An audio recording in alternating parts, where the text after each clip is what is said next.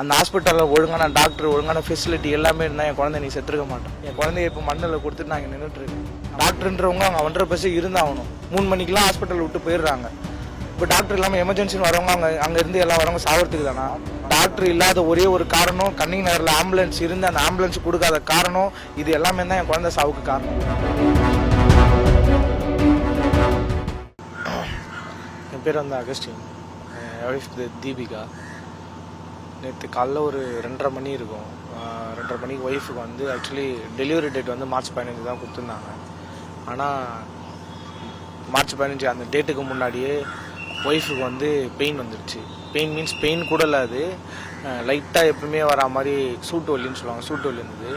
அது வலி வந்தோடனே ஒய்ஃபுக்கு வந்து ப்ளீடிங் அதிகமாகிடுச்சு. ப்ளீடிங் அதிகமானதுனால நான் என்ன பண்ணுறதுன்னு தெரியாமல் 108 கால் பண்ணேன். 108க்கு கால் பண்ணவோ அவங்க என்ன பண்ணாங்கன்னா, ஆக்சுவலி என் வீடு கன்னிங் நகர்லேருந்து ஆம்புலன்ஸ் அனுப்பாங்க. இந்த மாதிரி ஆஃபீஸில் 108 கால் பண்ணேன்.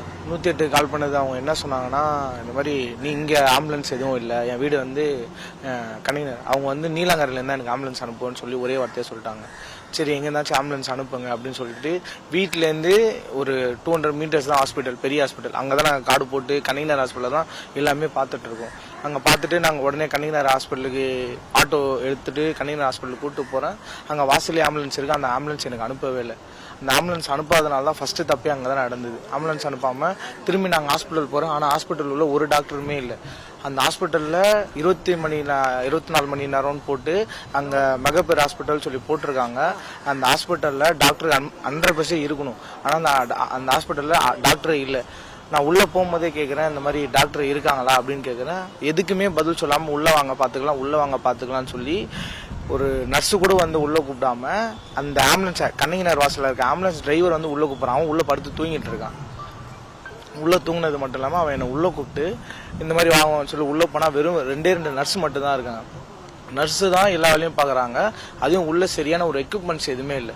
எக்யூப்மெண்ட்ஸ் எதுவும் இல்லாமல் என்ன வெளியிலேருந்து போய் நீங்கள் புடவை எடுத்துகிட்டு வாங்க, துணி எடுத்துகிட்டு வாங்க, அது எடுத்துவாங்கன்னு சொல்லி நான் ஒய்ஃபை தனியாக அங்கே ஹாஸ்பிட்டலில் விட்டு நான் வீட்டுக்கு போயிட்டு புடவை எல்லாமே துடைக்கிறதுக்கு, பிளட்டை க்ளீன் பண்ணுறதுக்கு பிளட்டோடே தான் கூப்பிட்டு வரேன். ஒய்ஃபை கூப்பிட்டு வந்து எல்லாமே பண்ணிவிட்டு அவங்க என்ன பண்ணுறாங்கன்னா, டாக்டர் யாருமே இல்லாமல் ஃபோன் பண்ணி பேசி டாக்டர் யாருமே இல்லாமல் நீங்கள் கோஸ் ஹாஸ்பிட்டல் போங்கன்னு எழுதி கொடுக்குறாங்க.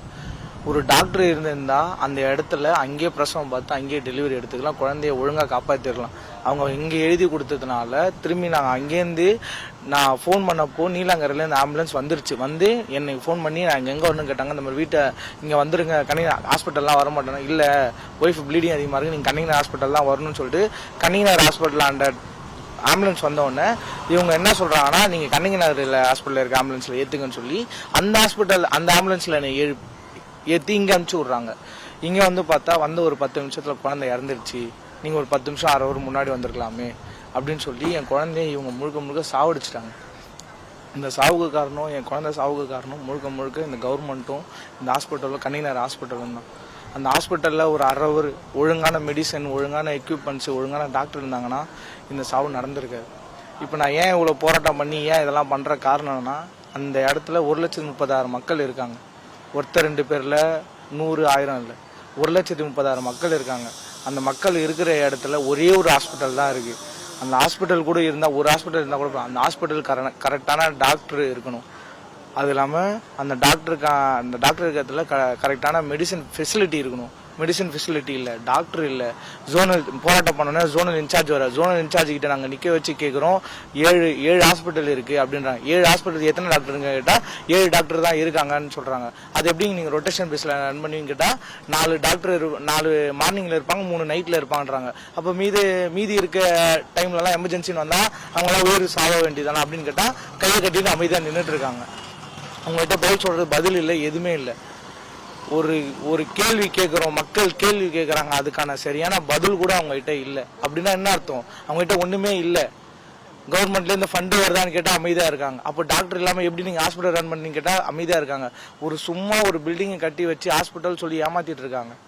அந்த ஹாஸ்பிட்டலில் ஒழுங்கான டாக்டர், ஒழுங்கான ஃபெசிலிட்டி எல்லாமே இருந்தால் என் குழந்தை நீ செத்துருக்க மாட்டான். என் குழந்தைய இப்போ மண்ணில் கொடுத்துட்டு நான் இங்கே நின்றுட்டுருக்கேன். நான் போராட்டம் பண்ணது எல்லாத்துக்கும் காரணம் என்னென்னா, நாளைக்கு அதே ஹாஸ்பிட்டலில் இன்னொரு குழந்தை சாகக்கூடாது, இன்னொரு உயிர் போகக்கூடாது. அந்த உயிர் போகாமல் இருக்கணும்னா எல்லாரும் பயப்படுறாங்க. போராட்டம் யாரா வாங்க ஹெல்ப்புக்கு வாங்கன்னு கூப்பிட்டா எல்லாம் பயப்படுறாங்க. எல்லாம் கட்சியை பார்த்து பயப்படுறாங்க, போலீஸை பார்த்து பயப்படுறாங்க. அங்கே இருக்க மக்கள் எல்லாம் பயந்து பயப்படுறாங்க. இப்போ நான் படித்தவன், நான் ஒரு ஸ்டெப் முன்னாடி வந்துட்டேன். இன்னைக்கு ஒரு நாள் சாவு, இன்னைக்கு என் குழந்தை சாவுதான், நாளைக்கு இன்னொருத்தவங்க சாவுன்னு அவனுக்கு புரிய மாட்டேங்குது. இது மாறணும் அப்படின்னா அதுக்கான தகுந்த நடவடிக்கை எடுத்து கவர்மெண்ட் இதை மாற்றணும். அப்படி இல்லைன்னா அந்த ஹாஸ்பிட்டலே வேணான்னு சொல்லிட்டு விடணும். அந்த ஹாஸ்பிட்டல் ஒரு ஹாஸ்பிட்டல் மட்டும்தான் அங்கே இருக்குது, அதுக்கான கரெக்டான ஃபெசிலிட்டி இல்லை. கவர்மெண்ட் ஹாஸ்பிட்டலில் கரெக்டான ஒரு ட்ரீட்மெண்ட் இருந்தால் நாங்கள் ஏன் ப்ரைவேட்டை தேடி போகிறோம்? ப்ரைவேட் ஹாஸ்பிட்டல் ஏன் கண்ணகி சுற்றி அவ்வளோ இருக்க போகுது? எல்லாமே அங்கே கூலிக்கு வேலை செய்கிறவங்க, எல்லாம் கூலிக்கு வேலை செய்கிற மக்கள் மட்டும்தான் அங்கே இருக்காங்க. ஒரு நாள் கூலிக்கு வேலை செஞ்சால் மட்டும்தான் அவங்களுக்கு காசே அன்னைக்கு. அந்த காசை எடுத்துகிட்டு போய் அவங்க ப்ரைவேட் ஹாஸ்பிட்டலில் கொடுக்குறாங்க. ஏன் தைரியமாக ப்ரைவேட் ஹாஸ்பிட்டல் போகணும்னு ஏன் தைரியம் வருது? கவர்மெண்ட் ஹாஸ்பிட்டல் போனால் எல்லா ஃபெசிலிட்டி கிடைக்கும்ன்ற ஏன் தைரியம் அவங்களுக்கு வரல? ஏன்னா சேவை ஒழுங்காக நடக்கலை, டாக்டர் ஒழுங்காக இல்லை, ஃபெசிலிட்டி ஒழுங்காக இல்லை, எதுவுமே ப்ராப்பராக நடக்கல. அந்த நடக்காத காரணத்தினால எல்லாம் ப்ரைவேட்டை தேடி போகிறாங்க. கவர்மெண்ட்டில் எல்லாம் நடந்தால் எல்லாம் கவர்மெண்ட் ஹாஸ்பிட்டல் போவாங்கல்ல. இதுக்கு எல்லாத்துக்கும் கவர்மெண்ட் ஒழுங்காக ப்ராப்பராக எல்லாத்தையும் நடத்தி இருக்கணும். அங்கே கரெக்டான டாக்டர் இருந்திருக்கணும். டாக்டர்லாம் ஐடி ஃபீல்டில் வர மாதிரி மார்னிங் 9 மணிக்கு வந்தால் 6 மணிக்கு போகிறன்ற ஃபீலிங்கில் இருக்காங்க. 9 மணிக்கு வந்து 6 மணிக்கு போகிறது இது சேவையா இல்லை வெறும் காசை வாங்கிட்டு வேலை செய்கிற வேலையாது? மக்களை வாழ வைக்கிறதுக்கும் மக்களை உயிர் காப்பாற்றுறதுக்கும் டாக்டர் வேலை. ஆனால் அவங்க சாவடிக்கிறதுக்கு பண்ணிட்டு இருக்காங்க. காலைல 9 மணிக்கு வந்தாங்கன்னா 3 மணிக்கு டாக்டர் இருக்க மாட்டேன்றாங்க. டாக்டர்ன்றவங்க அவங்க 100% இருந்தாகணும். 3 மணிக்கெலாம் ஹாஸ்பிட்டல் விட்டு போயிடுறாங்க. இப்போ டாக்டர் இல்லாமல் எமர்ஜென்சின்னு வரவங்க அங்கே இருந்து எல்லாம் வரவங்க சாவறதுக்கு தானா? டாக்டர் இல்லாத ஒரே ஒரு காரணம், கண்ணகி நகரில் ஆம்புலன்ஸ் இருந்து அந்த ஆம்புலன்ஸ் கொடுக்காத காரணம், இது எல்லாமே தான் என் குழந்தை சாவுக்கு காரணம். அங்கே எல்லாமே நல்லா இருந்தாங்க. என் ஒய்ஃபுக்கு மந்த்லி செக்கப் ஒழுங்காக போயிருக்கேன், எல்லாமே ஒழுங்காக ப்ராப்பராக பார்த்துருக்கேன், எல்லா செக்கப்லேயும் ப்ராப்பராக பார்த்துருக்கேன். இது எல்லாமே ஒழுங்காக நடந்திருந்தா என் குழந்தை உயிரோடு இருந்திருப்பான். இன்னைக்கு இந்த போராட்டம் எல்லாத்துக்கும் காரணம் என் குழந்தை இழப்பு தான். இன்னைக்கு என் குழந்தை ஒரே இழப்பாக தான் இருக்கணும். இதுக்கப்புறம் எந்த குழந்தையும் சாகக்கூடாது. என் குழந்தை சாகக்கூடாது அப்படின்னா இதுக்கு எல்லாத்துக்கும் ஒரு முக்கியமான ஸ்டெப் எடுத்தால் மட்டும்தான் அதெல்லாம் பண்ண முடியும். தயவு செஞ்சு உங்களாம் கையெடுத்து கும்பிட்டு கேட்டுக்கிறேன். இதுக்கப்புறம் எந்த குழந்தையும் சாவாமல் பார்த்துக்கோங்க. 10 மாதம் சுமந்து பெக்கிற தாய்க்கு மட்டும்தான் அந்த கஷ்டம்லாம் தெரியும். இவங்க எல்லாருக்கும் இது உண்மையாக இது எல்லாருக்கும் தகவல் மட்டும்தான், எனக்கு மட்டும்தான் இது எல்லாருக்கும் வலி. ஒரு தாயை பெற்று எடுக்கிறதுக்கும் அதுக்கு அந்த தாயை பெற்று எடுக்க அவங்க கூட இருக்கான் புருஷன். அந்த 10 மாதம் குழந்தை வயிற்றுல அவள் சுமக்கிறா, அவளே சேர்த்து நான் தான் சுமந்து நின்றேன். அந்த வலி எனக்கு மட்டும்தான் தெரியும். குழந்தை இறந்துச்சுன்றது எல்லாத தகவல் எனக்கு முழுக்க முழுக்க வலி. இது எல்லாமே இந்த வலி இன்னும் ஒருத்தர் கூட நடக்கூடாது. ஒரு குழந்தை சாவறதுன்றது ரொம்ப பெரிய பாவம். இதெல்லாம் அசால்ட்டான பதில் சொல்றாங்க. நாங்கள் என்ன பண்ண முடியும்ன்றாங்க. டாக்டர் இல்லைன்றாங்க. டாக்டர் இல்லைன்றது யாரோட தப்பு? எங்களோட தப்பா? எங்களோட தப்பு எதுவுமே இல்லை. 24 மணி நேரம் ஹாஸ்பிட்டல்னு போட்டால் 24 hours டாக்டர் இருந்தாகணும். டாக்டர் இல்லையே, அதுக்கு நாங்கள் யார்கிட்ட போகிறது? யார்கிட்ட கேள்வி கேட்டாலும் அதுக்கான எந்த பதிலுமே இல்லை. அதனால தான் இந்த போராட்டம் இன்னையோட முடியாது. இதுக்கு ஒரு நடவடிக்கை வரல அப்படின்னா இந்த போராட்டம் திரும்பி நடக்கும்.